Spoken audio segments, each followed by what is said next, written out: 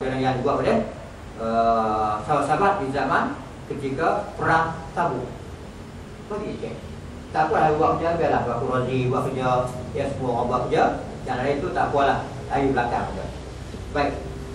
Proses yang ketiga ialah wala yubadilan lahu. Proses tabdil bagi. Tabdil itu tukar. Tukar mana-mana yang tak betul ditukarkan.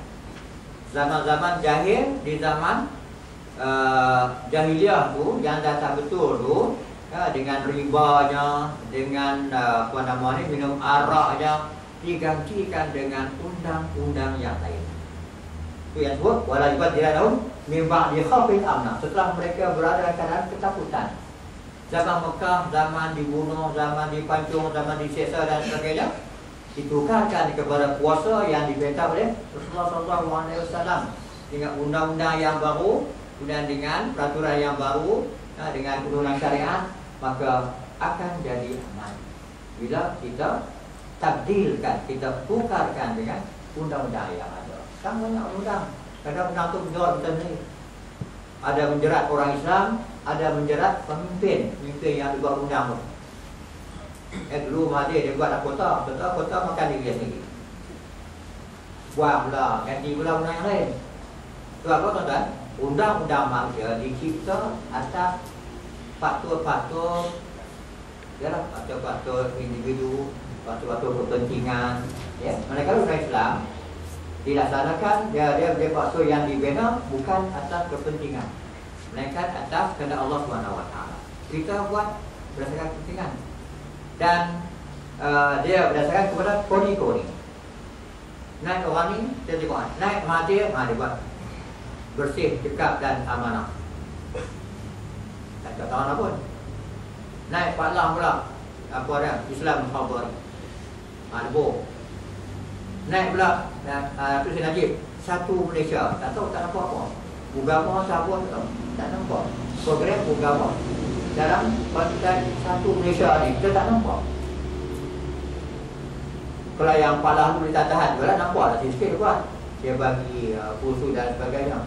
Zaman Najib ni saya tak nampak program agama yang dibuat. Orang agama satu orang tak ada lagi yang kita nampak lagi. Jadi maknanya proses tabdil ni setelah kita naik dapat kuasa, kita tak kena tukar semua yang ada. Sistem pendidikan kita tukar. Sekarang sistem pendidikan kita tidak menjurus kepada takwa kepada Allah SWT. Dia menjurus kepada kebenaran. Dia menjurus kepada kebenaran. Semua naknya makan gaji kan? Mak makan gaji kan? Jadi nak jadi apa? Makan gaji. Mak jadi apa? Jadi poli. Sebab jadi poli nak cakap orang. Itu mana? Kebenaran. Kita nak pergi kepada ketakwaan kepada Allah Subhanahu Wa Taala. Belajar untuk takwa. Baik. Itu sistem pendidikan yang kita kena banyak proses-proses dia. Ya, proses dia yang ada, ya, dan dia menuntut ilmu. Sudah ada menuntut ilmu. Menghadirkan ilmu. Mensempitkan ilmu. Pensyarah-pensyarah pelajar-pelajar universiti dilarang berpolitik.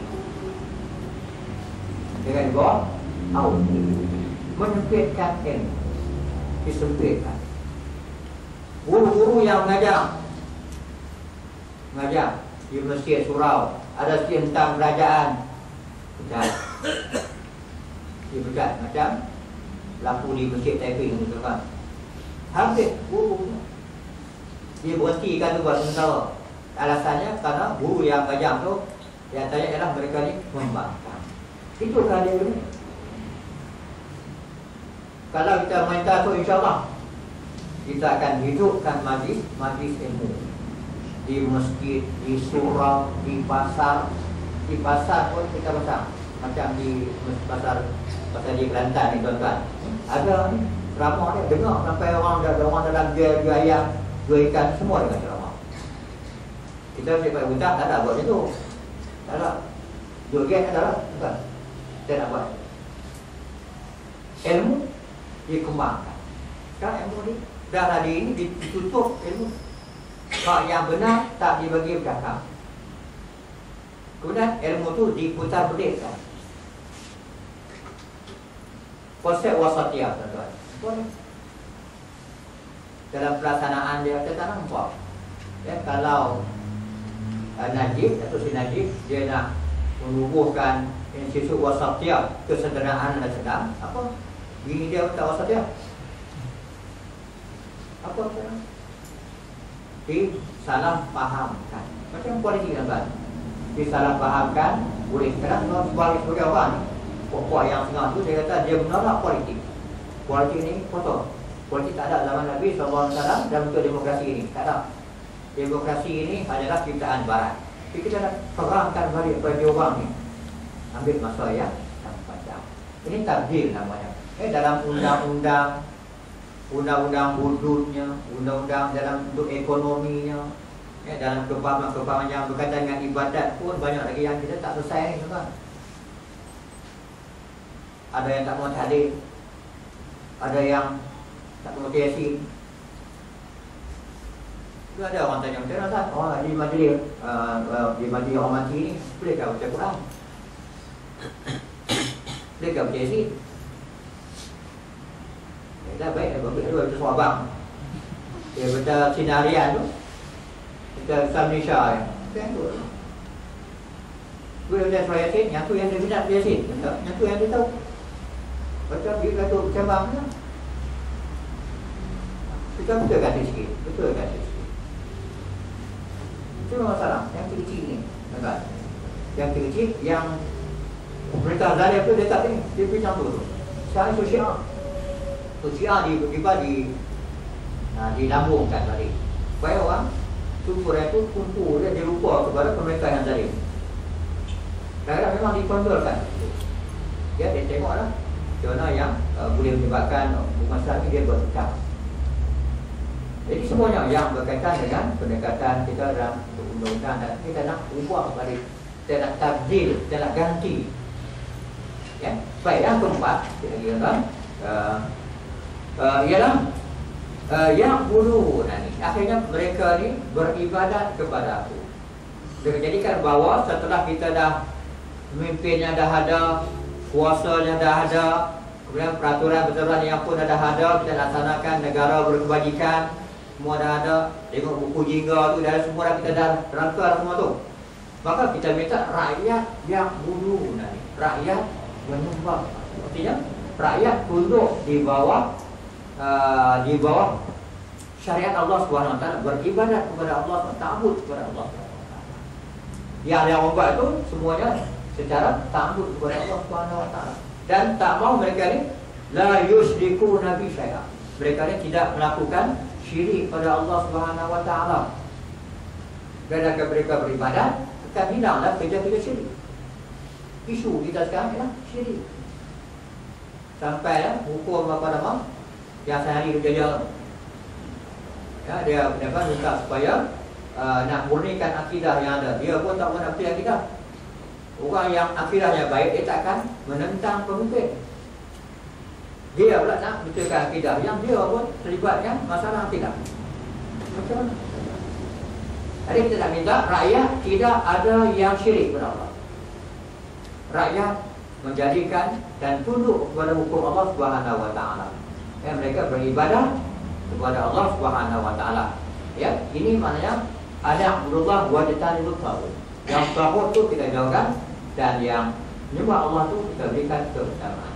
Dan akhirnya ayat ini ialah wa man kafara ba'da dzalika, siapa yang menentang kepada ini maka mereka orang yang jahat, orang yang fasik kepada Allah Subhanahu Wa Taala, yang tak ada menyediakan pemimpin, yang tak ada berada dalam usaha untuk membina negara, tak ada lari daripada demokrasi dan sebagainya. Jadi orang ini adalah orang yang jahat, orang yang fasik, orang yang fajir namanya, orang yang menentang Allah Subhanahu Wa Taala. Jadi tuan-tuan dan puan-puan sekalian, tak sempat saya nak gunakan yang kaitan dengan Nabi Musa dan sebagainya. Jadi maknanya kita balik kepada apa yang saya katakan tadi tentang takwa. Ya. Di antara takwa ialah kerja dalam demokrasi, kerja dalam usaha untuk membina negara. untuk mendapatkan kuasa, maka lil wasa ini hukmul maqasid. Untuk sampai kepada maqasid kita ni, maka wasilah tu akan dikira oleh Allah Subhanahu Wa Taala. Langkah kita, ya, kerja kita pasang bendera, pasang banner, kita derma kita datang ke mana-mana dan sebagainya, putus pacar dan sebagainya, itu semuanya adalah pahala-pahala wasilah-wasilah yang boleh Allah berikan pahala kepada mereka, bahawa itulah bahagian daripada takwa. Nabi juga SAW juga membuat kerja yang sama, kerja untuk mendapatkan kuasa, terpaksa menentang Abu Jahal, menentang bangsanya sendiri untuk mendapatkan kuasa. Macam juga kita sekarang, kita kena lawan bangsa kita. Macam saya sebut dulu ni, kita kena lawan bangsa Melayu dan kita bunuh bangsa Melayu kita ni untuk kita mendapatkan kuasa. Macam juga Rasulullah SAW membunuh bangsa Arab, membunuh saudaranya sendiri untuk mendapatkan kuasa. Dan bila ada kuasa, maka Nabi melaksanakan syariat Allah Subhanahu Wa Taala. Maka betul juga kita kena lawan bangsa kita, bangsa Melayu yang macam-macam ni. Lawan, kita bunuh bangsa Melayu ni, maksudnya kita bunuh fikrah dia. Kita bunuh diri dah, bunuh fikrah dia, supaya mereka ini kalah dan tewas, ya, dan kita menang, dan kita dapat laksanakan syariat Allah Subhanahu Wa Taala. Jadi ini yang kita perlu berikan fokus, ya, bahawa sebahagian daripada takwa bukan sekadar puasa. Puasa tu kita buat juga, yang solat tu solat juga, kemudian yang derma juga. Tapi di antara perkara-perkara yang cukup memberikan aulawiyat kepada kita sekarang ialah menjatuhkan pemimpin yang zalim. Allah suruh Nabi Musa pergi jumpa Fir'aun, katakan Fir'aun zalim, ya, Fir'aun mesti dijatuhkan, mesti dilawan, mesti ditentang. Walaupun Fir'aun tu bapa angkat Nabi Musa. Ini maknanya, tuan-tuan, kita disuruh berhadapan dan juga menjatuhkan pemimpin. Mana-mana pemimpin yang zalim, kita kena tumbangkan. Itu sebahagian daripada langkah kita untuk menuju ketakwaan kepada Allah Subhanahu Wa Taala. Jadi tuan-tuan dan puan-puan sekalian, saya kira itulah yang dapat saya sampaikan pada malam ini. Kita ada progres baik, iaitu ada progres baik, dan itulah saja yang dapat saya sampaikan. Mudah-mudahan Allah memberikan kekuatan kepada kita, dan mudah-mudahan Allah memberikan kesabaran kepada untuk melihat bahawa kita hendakkan sebuah negara yang dipanggil dengan baldatun thayyibatun wa rabbun ghafur. Dan qul hadza wa astaghfirullahal azim li wa lakum. Assalamualaikum warahmatullahi wabarakatuh.